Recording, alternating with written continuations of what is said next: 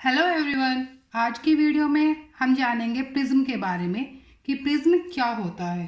देखिए यहाँ पे हमारे पास प्रिज्म की डेफिनेशन है कि a prism is a polyhedron whose base and top are congruent polygons and whose other faces are parallelogram in shape।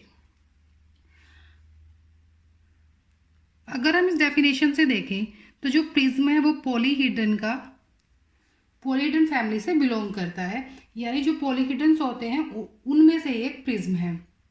पॉलीहेड्रन्स क्या होते हैं और उनकी कौन कौन सी टाइप्स हैं उसकी एक डिटेल वीडियो चैनल पर है, आप जाकर जरूर चेकआउट करना, लिंक आपको डिस्क्रिप्शन बॉक्स में मिल जाएगा। नेक्स्ट वो कह रहे हैं तो पॉलीहेड्रन होता है और एक base and top are congruent polygons, यानी जिसका बेस है और जिसका टॉप है वो एक जैसे होते हैं। अगर मतलब बेस ट्रायंगल है तो टॉप भी ट्रायंगल होगा, बेस स्क्वायर है तो टॉप भी ट्रायंगल होगा, मतलब दोनों एक जैसे होंगे और वो साथ में पैरेलल भी होंगे, यानी उनके बीच का डिस्टेंस हमेशा इक्वल ही रहेगा। whose other faces are parallelogram in shape, और जो उन दो फेसेस से अलग यानी टॉप और बॉटम से अलग जो उसके बाकी के फेसेस होंगे वो पैरेललोग्राम होंगे। तो ये हमारी प्रिज्म की डेफिनेशन। अब अगर हम देखें इसको कि रियल में अगर हम प्रिज्म की बात करें तो जो ये कह रहा है कि बेस और टॉप सेम होते हैं, यानी अगर इसका जो बेस है वो ट्रायंगल है तो उसका टॉप भी ट्रायंगल होगा, अगर उसका बेस स्क्वायर है तो उसका टॉप भी स्क्वायर होगा, और जैसे उसकी बेस की शेप होगी तो वो उसी के अकॉर्डिंग उसका नाम होगा। जैसे अगर ट्रायंगल है तो हम उसको बोलते हैं ट्रायंगुलर प्रिज्म, ट्रायंगुलर प्रिज्म। अगर स्क्वायर है तो स्क्वायर बेस प्रिज्म, अगर वो रेक्टेंगल है तो रेक्टेंगल बेस प्रिज्म, अगर वो पेंटागन है तो पेंटागन बेस प्रिज्म, यानी उसके जैसे उसकी बेस की शेप है उसके अकॉर्डिंग उसका नाम होगा।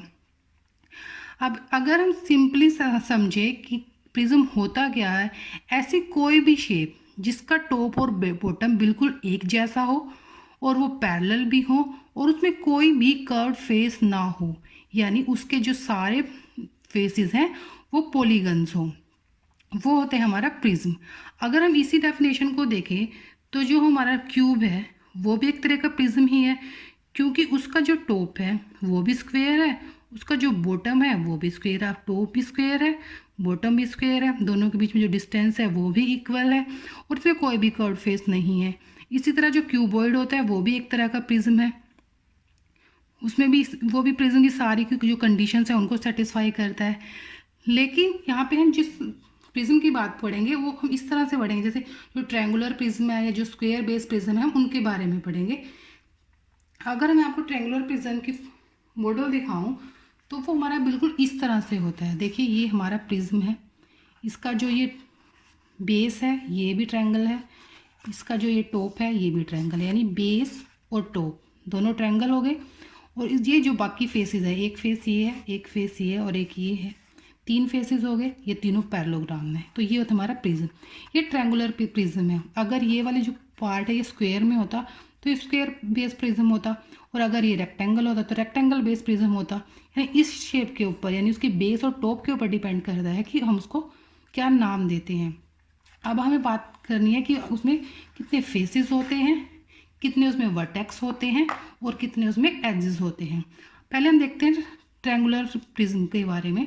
जैसे ये हमारा ट्रायंगुलर प्रिज्म है, अब अगर हम फेस की बात करें तो एक फेस तो है बेस, एक फेस है इसका बॉटम, ये दो तो रहेंगे ही, बाकी हमें बाकी के जो फेसेस हैं उनके बारे में पता करना है। देखिए अगर यहाँ पे हमारे पास ये ट्रायंगल है, इसमें तीन साइड्स हैं, एक ये वाली, एक ये वाली और एक ये वाली, तो एक जो फेस है वो इसके साथ जुड़ा हुआ है, ये देखिए एक जो फेस है ये वाला ये इसके साथ जुड़ा हुआ है, एक फेस इस वाली साइड के साथ जुड़ा हुआ है और एक फेस इस वाली साइड के साथ जुड़ा हुआ है। तो यहाँ से हमें ये पता लग गया कि अगर बेस की थ्री साइड्स हैं तो उसकी बेस और बॉटम से अलग थ्री फेसेस और होंगे, एक ये वाला, एक ये वाला और एक नीचे वाला। यानी कि अगर हमारे पास ट्रायंगुलर प्रिज्म है, अगर हमारे पास ट्रायंगुलर प्रिज्म है तो उसमें फेसेस कितने होंगे, एक तो बेस और एक उसका बॉटम, सॉरी टॉप, एक बेस और एक टॉप, ठीक है। और जितनी उसके बेस में साइड्स हैं, थ्री साइड्स हैं, जैसे यहाँ पर हमने इसमें देखा 3 साइड्स हैं, तो इन 3 साइड से यहाँ पे 3 फेसेस जुड़े हैं, एक ये वाला फेसेस जुड़ा है, एक ये वाला और इस वाले से नीचे वाला, यानी 3 साइड्स है तो 3 फेसेस और हैं। टोटल कितने हो गए 5। और अगर हम वर्टेक्स की बात करें, वर्टेक्स कितने होंगे यानी कॉर्नर कितने होंगे। अब देखिए हम इसी से समझते हैं, एक कॉर्नर यहाँ, एक कॉर्नर यहाँ, एक यहाँ और एक यहाँ, 3 सेम यहाँ पे दूसरी साइड में, क्योंकि सेम ही फिगर यहाँ पर भी है, 3 यहाँ, यानी 3 6 वर्टेक्स। कितने वर्टेक्स हो गए 6। अब अगर हम इसके एजेस की बात करें, इसमें कितने एजेस क्या होते हैं जहाँ पे 2 फेसेस मिलते हैं। अब देखिए ये जो ट्रायंगल है तो एक यहाँ यहाँ पे फिर मिला और एक यहाँ, 3 फेसेस ये हो गए, 3 फेसेस इधर होंगे और ये 3 इधर 3 इधर 6, ये वाला 7, ये वाला 8 और ये वाला 9, यानी एजेस कितने हो गए 9। तो ये तो ट्रायंगुलर प्रिज्म में कि फेसेस कितने होते हैं, एक टॉप एक बेस और प्लस जितनी साइड्स हैं। तो यहाँ से तो हम किसी भी प्रिज्म की फेसेस निकाल सकते हैं अगर वो स्क्वायर बेस प्रिज्म है। ठीक है, अगर वो स्क्वायर बेस प्रिज्म है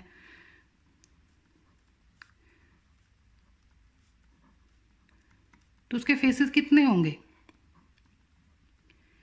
उसमें भी सेम होगा, बेस भी होगा, टॉप भी होगा और उससे अलग जितनी साइड्स हैं उसकी, अगर स्क्वायर है तो उसकी 4 साइड है तो उसमें 4 फेसेस और होंगे, यानी टोटल कितने हो जाएंगे 4 5 और 6। तो अगर वो पेंटागन है तो बेस और टॉप तो होंगे ही, साथ में पेंटागन की जो 5 साइड्स हैं उनसे जुड़े हुए 5 फेसेस और होंगे। यानी हमें क्या करना है, जो हमारा बेस है उसकी साइड्स जितनी होंगी उतने फेसेस होंगे उसके टॉप और उसके बेस से अलग, यानी जितने साइड्स के उसका बेस है उसमें हमें 2 और ऐड कर देना है तो हमें उस प्रिज्म के फेसेस मिल जाएंगे।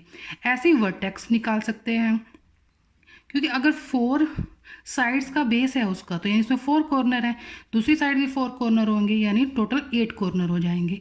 इसी तरह हम बाकी के प्रिज्म में निकाल सकते हैं, यानी जितना उसके बेस पे कॉर्नर है उसका डबल कर दो, क्योंकि उतने बेस पे होंगे उतने टॉप पे होंगे और टोटल वर्टेक्स निकल जाएंगे। नेक्स्ट बात आती है एजेस की।